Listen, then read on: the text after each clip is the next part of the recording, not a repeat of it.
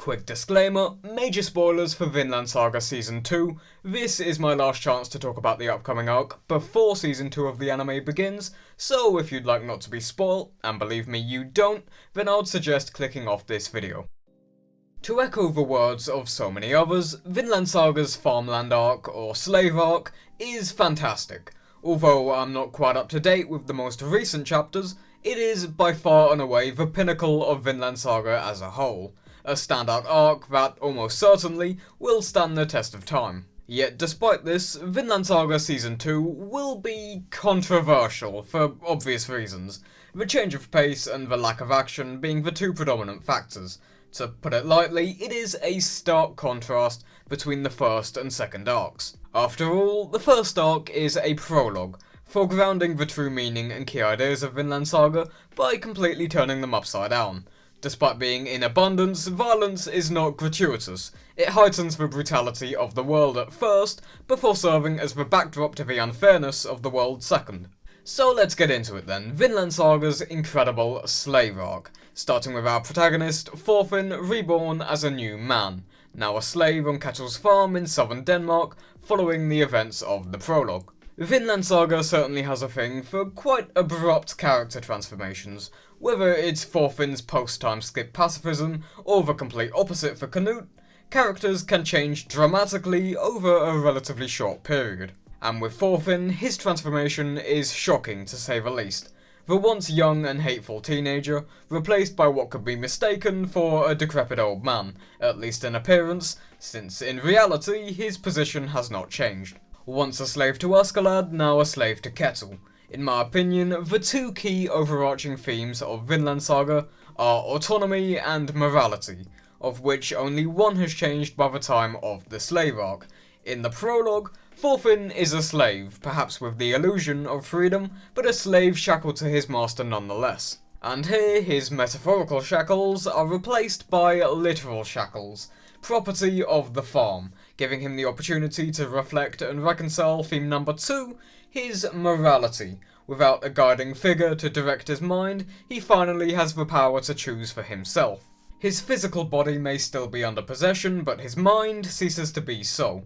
Vinland Saga places strong emphasis on redemption and atonement, whether in the form of Christianity, traditional Norse paganism such as a promise to Valhalla, or mythological figures like Artorius. But in the case of Thorfinn, he cannot atone. He is plagued by his past actions and chooses to live with his sins in an effort to learn and eventually adopt a life of pacifism, a noble trait to underpin his character from then onwards. And alongside Thorfinn, we have an entirely new cast of characters to replace the cast of the prologue. With the exception of Canute and Leif Erikson, most earlier characters like Thorkel and Floki play a relatively minor role, especially earlier on in the arc. Our new deuteragonist is Einar, a man sold into slavery during the Viking invasion of England, now a fellow slave alongside Thorfinn on Ketil's farm, creating an incredibly interesting dynamic between a victim and a perpetrator. Einar can be seen as an embodiment of Thorfinn's crimes, a victim of Viking pillaging in which Thorfinn was more than a bit complicit in.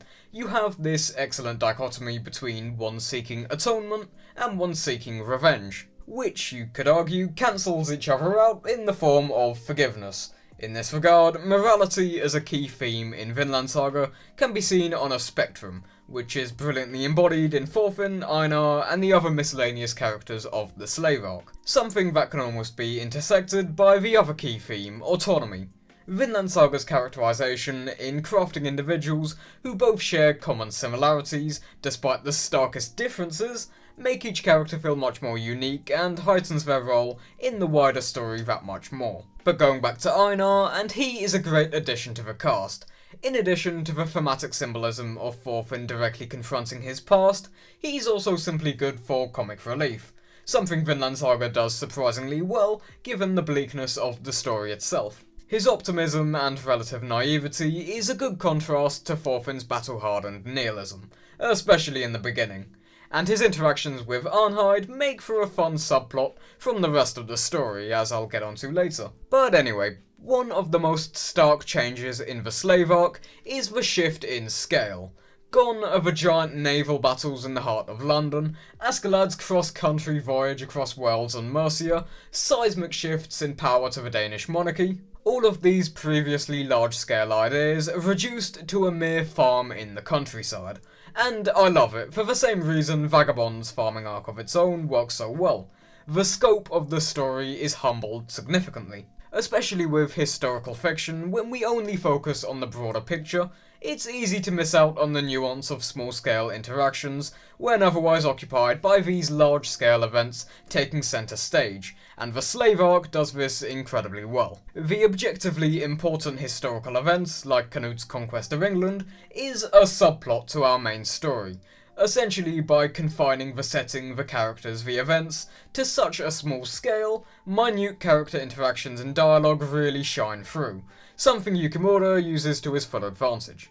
But moving on, and uncharacteristically for an isolated arc, there's no one single antagonist at any given point. Early on, it seems like Snake and his crew, then Arnheid's husband Garda, Kettle, Forgel, even Canute later on. The slave arc is haphazard from start to finish. You can almost see it as a collection of mini-arcs strung together into a larger narrative, especially considering it takes place over a good few years, despite being only 45 chapters in totality. And I suppose this reflects Thorfinn himself. Following the death of Askeladd, he is left without meaning.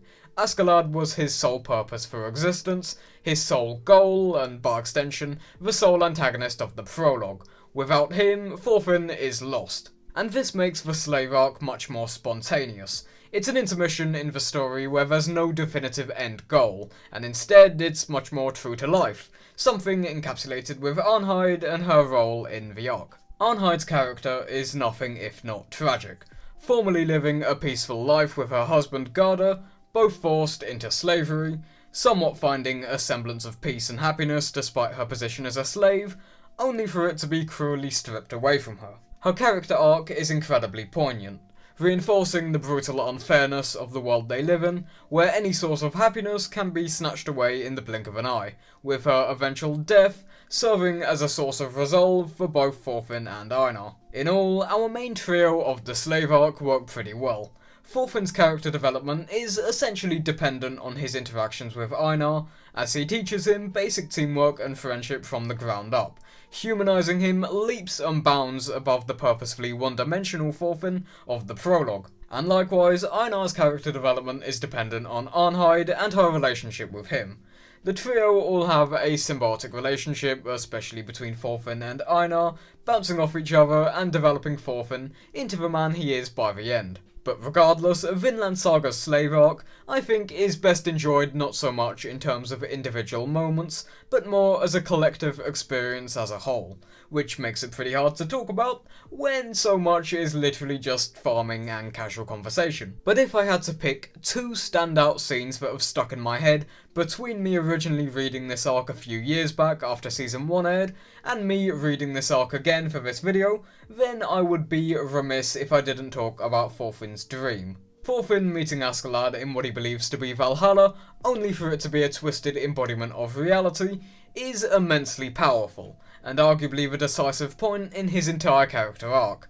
It's here, after all, he pledges a vow of pacifism, and the Thorfinn of old is long gone. He comes to terms with the fact his once unbridled hatred towards Askeladd was entirely misplaced. He comes to terms with the trail of corpses left in his wake, choosing to shoulder his sins directly and becoming the person his father sought so hard to achieve. And not to mention the art and imagery.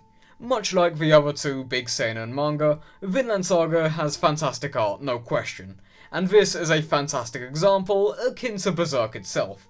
To be blunt, it is horrifying and serves to make the scene even more impactful. The level of detail included is insane, and despite being a very short scene, its impact is profound, and I personally cannot wait to see how it's adapted in the anime. From the brief shots in the trailers, it already looks incredible. And then the second scene that has stuck in my mind these past few years was the ending. Firstly, you have the only large-scale battle reminiscent of those from the prologue. Despite there being a good showing of action so far, this was certainly the climax people have been waiting for. And then finally, Thorfinn's meeting with King Canute. a whole 4 years after their last encounter at the end of the prologue, and a testament to Thorfinn's character development over that long time span, as well as the diverging developments of Canute. Here he stands before the king, blackened and bruised, proclaiming that he will not kill, not even fight, he will only run. An incredible juxtaposition to the Thorfinn scene at the end of the prologue during their last encounter. And then Canute laughing in hysterics, a scene as shocking to us as it is to the characters themselves, completely subverting Canute's hardened, mighty demeanour shown so far.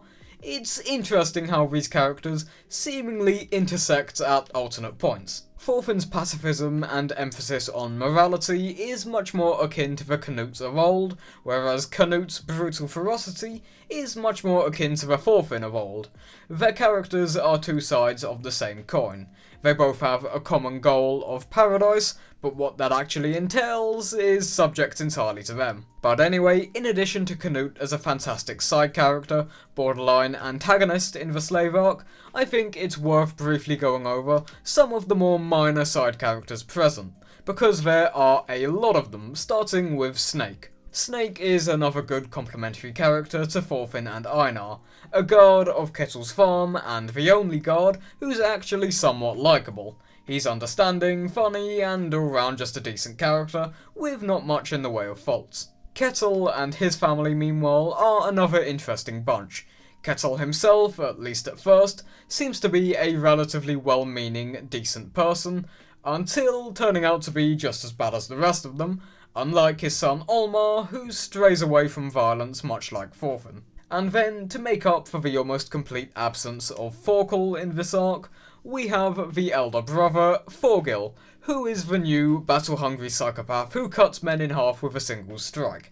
As I said, Thorkel 2.0. But anyway, to conclude, Vinland Saga's Slave arc is a work of genius, and is, in my opinion, the best Vinland Saga has to offer, and to others, perhaps the worst Vinland Saga has to offer, given the stark differences between Season 1 and this season, but only time will tell. And all in all, I pray the anime delivers. Despite a change in studio from Wit to Mappa, it is still the same animators at work, and should they pull off this season to the same quality as Season 1, then we are most certainly in for a treat these next 20 to 25 weeks. More so than Attack on Titan Season 4, more so than Chainsaw Man, this is the adaptation I've been most excited to see. An incredible arc, soon to be an incredible anime.